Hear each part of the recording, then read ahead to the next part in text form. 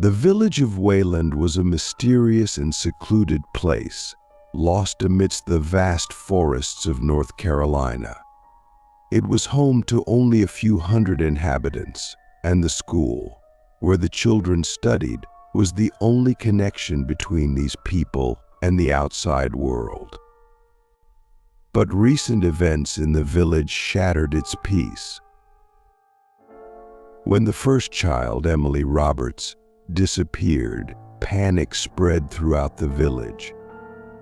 Emily was the daughter of the local doctor and was in the 8th grade.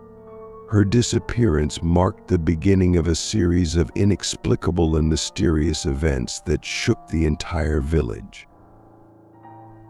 The police initiated an investigation, but their efforts yielded no results. A week later, another girl, Sarah Miller, disappeared. She was Emily's best friend and also attended the same class. These disappearances shocked the community and became the main topic of conversation in the village. The police began investigating the case as a missing person with a subsequent criminal investigation. The main suspect became a maniac rumored to be roaming the village. But without evidence or witnesses, the investigation made no progress. The school started holding safety meetings and training sessions for children. Parents were in shock and demanded additional security measures. But even after all the efforts and precautions, another disappearance occurred on the school grounds.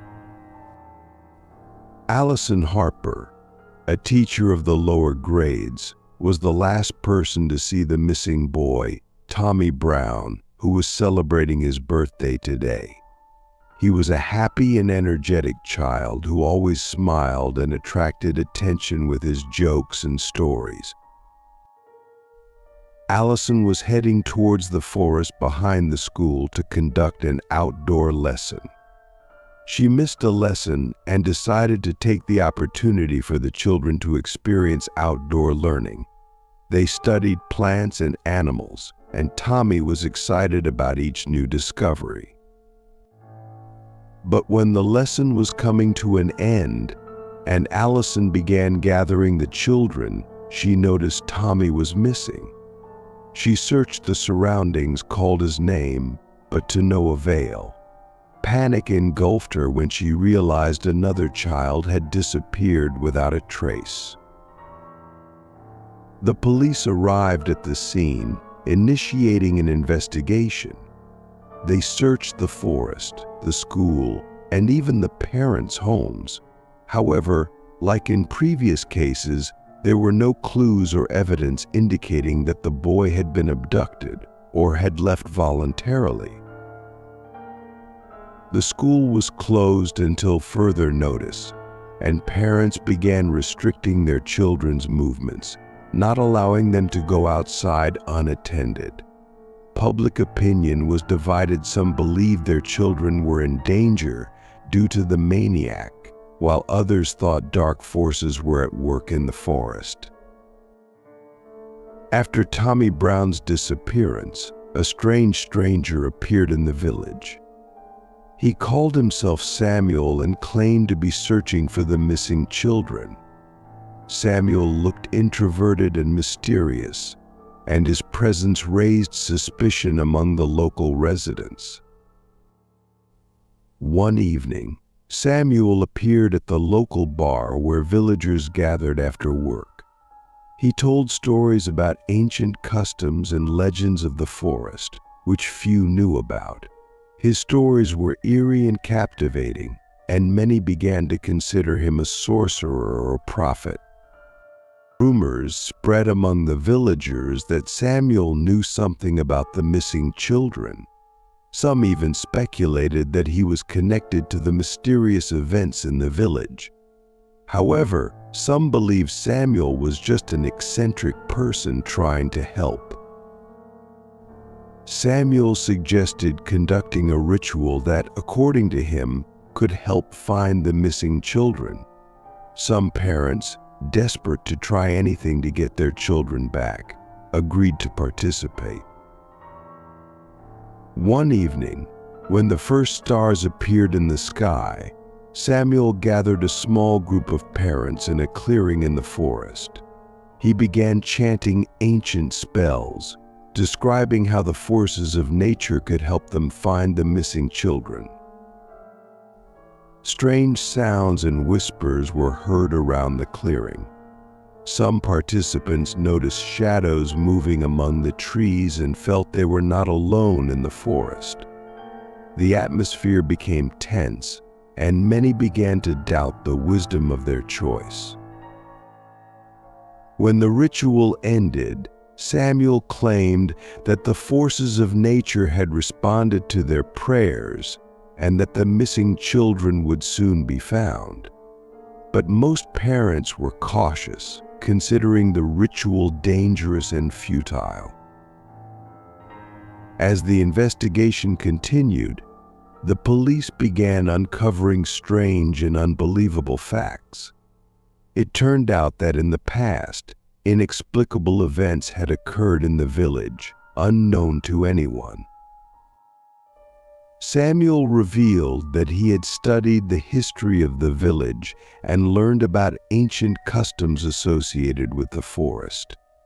He told how in the past, the village was a place for mysterious rituals and suggested a connection between past events and the disappearances of children.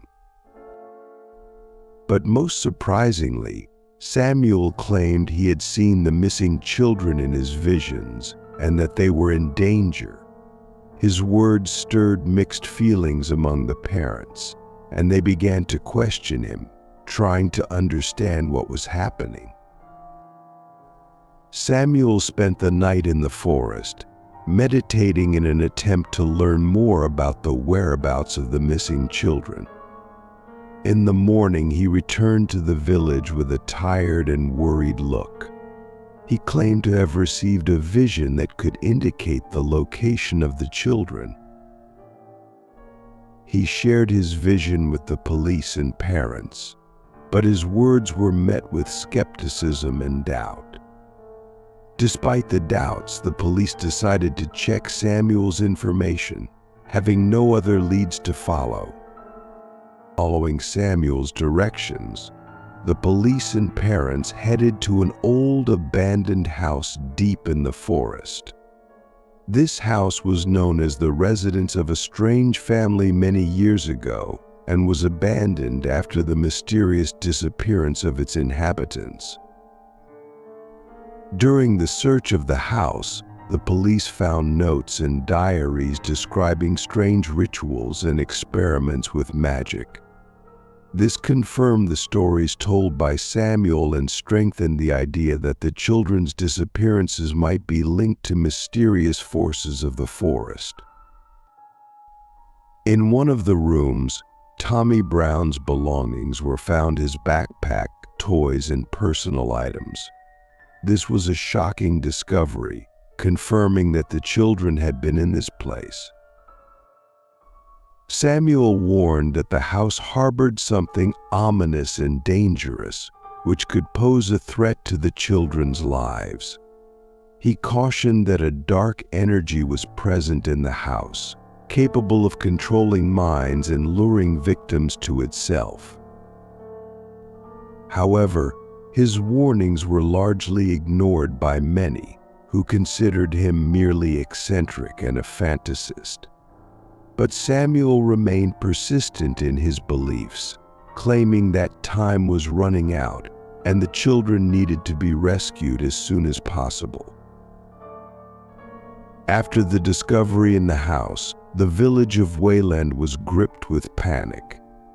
Parents were desperate, and the police faced a problem that lacked experience and resources to solve. Samuel, despite skepticism from many, proposed a rescue plan. He claimed that to free the children, they needed to perform a ritual that would destroy the dark energy trapped in the house. Parents and police agreed to participate, having no other choice. At night, In the clearing where Samuel previously conducted his ritual, local residents and policemen gathered. An altar was set up in the center of the clearing, and Samuel began chanting ancient spells aimed at destroying the dark energy. Time passed slowly, and noises from the forest began to be heard around the clearing. Shadows and whispers filled the air, creating an atmosphere of tension and fear. Samuel continued the ritual despite increasing tension and anxiety among the participants. He called upon the forces of nature and tried to turn the dark energy against himself to protect the village and save the children. Suddenly, there was an explosion of bright light in the center of the clearing, illuminating the night sky. Everyone present was stunned by the sudden change in atmosphere and the disappearance of dark shadows. When the light faded, participants of the ritual found that the children had returned. They were slightly stunned and frightened, but otherwise in good condition. Parents, hugging their children, were grateful to Samuel for saving their children. The police acknowledged his efforts and assistance in solving this mysterious problem. After that night, the village of Wayland began to return to normal life. The residents were grateful for the rescue and tried to forget the dark events of the past. Samuel decided to leave the village, leaving behind a legend of a mysterious savior who came to help in dark times. He left in an unknown direction, leaving behind many questions and mysteries.